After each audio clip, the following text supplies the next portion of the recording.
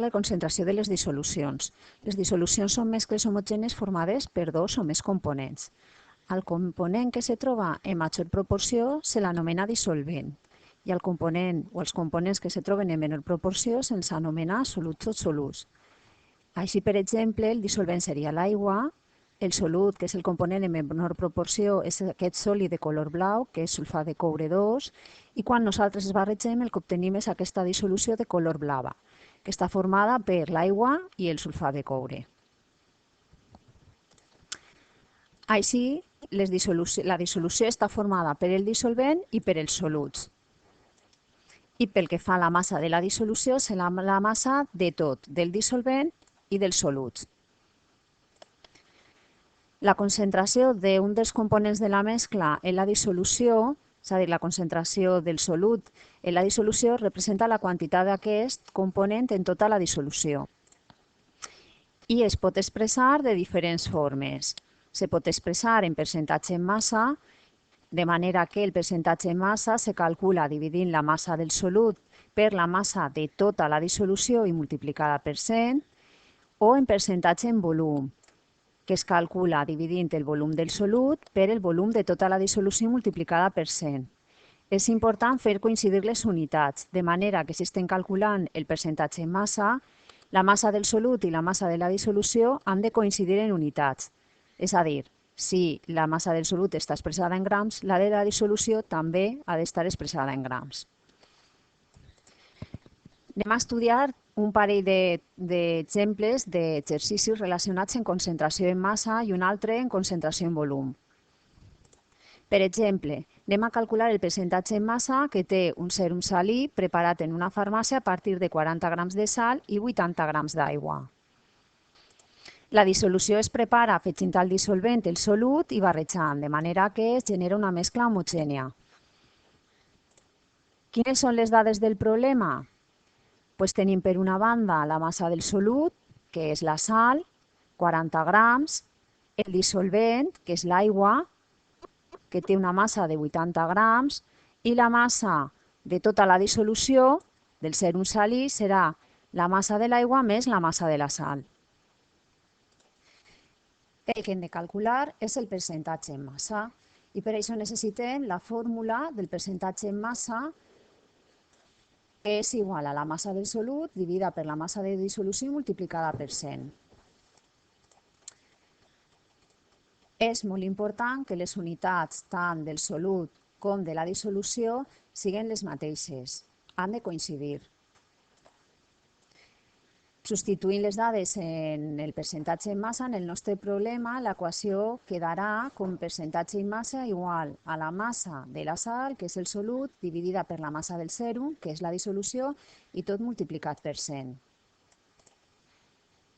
Una vegada substituint les dades, el que ens queda és que el percentatge en massa és igual a 40 grams de sal dividida per 120 grams del sèrum i multiplicat per 100. Este 120 s'ha calculat a partir de la suma de la massa de la sal més la massa de l'aigua, 40 més 80, que és la massa de tota la dissolució. Després, multiplicant per 100, es dona un percentatge d'un 33,33%, i aquesta és la resposta del problema. Veiem un altre exemple, també de percentatge en massa. Alguns refrescos contenen un 11% en massa de sucre. Calcula la massa de sucre que n'hi ha en 400 grams de beguda.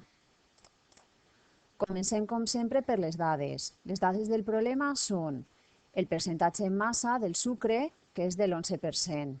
A més, sabem que el solut de la dissolució, en aquest cas, és el sucre. I pel que fa a la beguda, al refresc, això suposa la dissolució, el total del dissolvent més els soluts. I té una massa total de 400 grams. Hem de calcular la massa de sucre i per això hem d'utilitzar la fórmula del percentatge en massa. Que per al nostre problema queda de la següent manera. Percentatge en massa igual a la massa del sucre, que és el solut, dividida per la massa de la dissolució, que és la massa de refresc, i multiplicada per 100. Per últim, substituïm les dades, ens queda que 11, que és el percentatge en massa, és igual a la massa de sucre que no sabem, dividida per 400, que és la massa del refresc, i multiplicada per 100. D'ací el que hem de fer és hallar la massa de sucre. Hallant aquesta massa ens queda el 400 passa multiplicant, 400 per 11, i el 100 passa dividint. I això dona un total de 44 grams de sucre en el total del refresc. I aquesta és la resposta del problema. I per últim veiem un exemple referit al percentatge en volum. Com podem diferenciar entre percentatge en volum i en percentatge en massa? Doncs perquè les dades, en el cas del percentatge en volum, venen donades en unitats de volum, en aquest cas en mil·lilitres, i les dades, en el cas del percentatge en massa, vindran donades en valors de massa, en unitats de massa, com pot ser grams, mil·ligrams o quilograms. Hem de calcular, en aquest cas, el percentatge en volum d'àcid acètic que hi ha en un vinagre, sabent que conté 37,5 mil·lilitres d'àcid acètic i 750 mil·lilitres d'aigua. El vinagre, com diu l'enunciat, és una dissolució d'àcid acètic en aigua. Comencem per les dades del problema.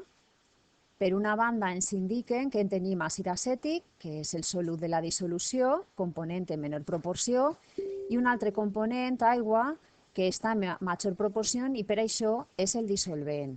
Un total de 750 mil·lilitres d'aigua. El conjunt dels dos, àcid acètic més aigua, és el total, és la dissolució, i que faran un volum en total, si volem calcular-lo, de 750 més 37,5 mil·lilitres. El que ens demana el problema que calculem és el percentatge en volum, i per això recurrirem a l'equació del percentatge en volum, que és igual al volum del solut dividit per el volum de la dissolució i multiplicat per 100. Recorde que és molt important que les unitats tant del volum del solut com del dissolvent coincideixen. En aquest cas, les dues estan en mil·lilitres i no haurem de fer cap altre canvi. En el nostre problema, l'equació queda com percentatge en volum igual al volum d'àcid acètic, que és el solut, dividit per el volum del vinagre, que és la dissolució, multiplicada per 100. Però abans de substituir en l'equació necessitem, en aquest cas, saber quin és el volum de vinagre o de dissolució. Per això l'haurem de calcular, recordant que el vinagre és igual a l'aigua més l'àcid acètic, de manera que el seu volum el calcularem a partir del volum d'aigua més el volum d'àcid acètic. I ara sí, ja podem substituir en l'equació les dades. Aleshores, substituir les dades, el volum de l'àcid acètic sabem que és 37,5, el volum de vinagre ja hem vist que és la suma del volum de tots els components, 750 més 37,5, i això multiplicat per 100 ens dona un resultat final de 4,76%. Aquest és el percentatge en vinagre que n'hi ha en l'àcid acètic